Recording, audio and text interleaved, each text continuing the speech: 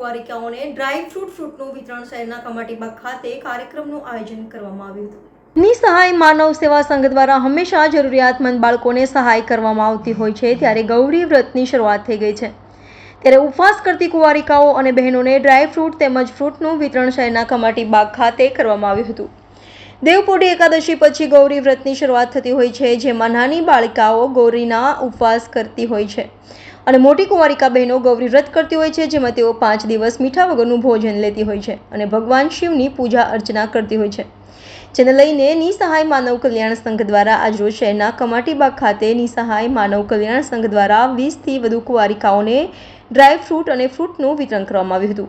આ સેવાનો લાભ લેનારી કુંવારિકાઓએ આનંદની લાગણી વ્યક્ત કરી હતી। જે નિસહાય માનવ કલ્યાણ સંઘ તથા શ્રી હરિસેવા સંસ્થાઓ દ્વારા શિવ મંદિર ખાતે કમાટીબાગ દિવ્યાંગના બાળાઓ અને જરૂરિયાતમંદ છોકરીઓ માટે અમે સૂકા મેવાનું તથા જ્વેલર્સનું વિતરણ કર્યું છે।